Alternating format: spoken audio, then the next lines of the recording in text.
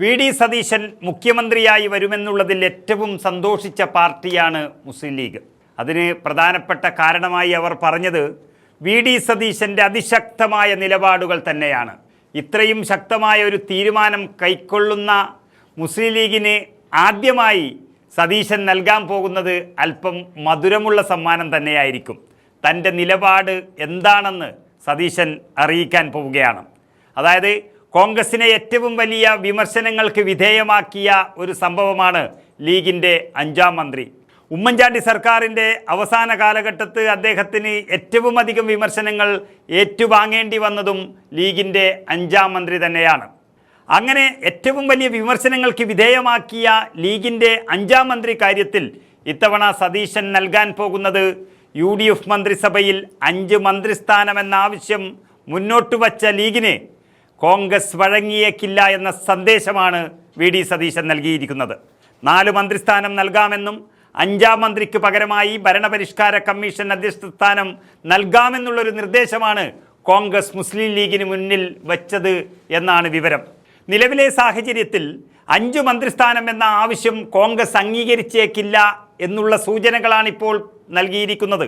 ഘടകകക്ഷികളിൽ നിന്നും വിട്ടുവീഴ്ച പ്രതീക്ഷിച്ചുകൊണ്ടാണ് കോൺഗ്രസ് നീക്കം നടത്തുന്നത്.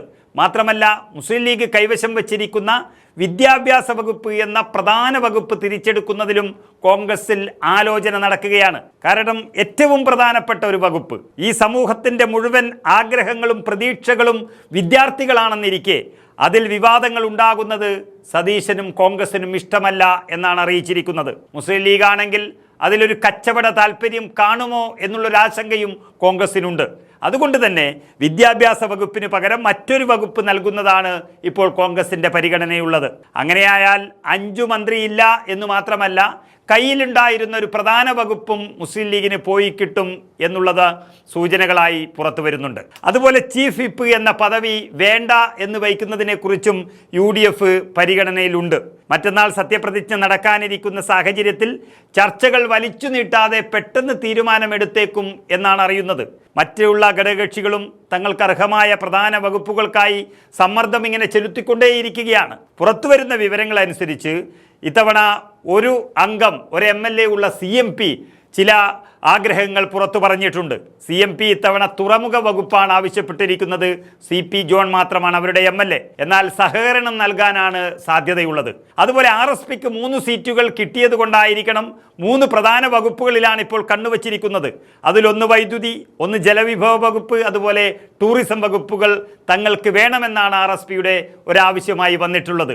അങ്ങനെ വകുപ്പുകൾ ചോദിക്കുന്നതിന് വലിയ ചിലവൊന്നുമില്ല എന്നിരിക്കെ ഇത് കാര്യമാക്കണ്ട എന്നുള്ളതാണ് കോൺഗ്രസിൻ്റെ ഒരു അഭിപ്രായം.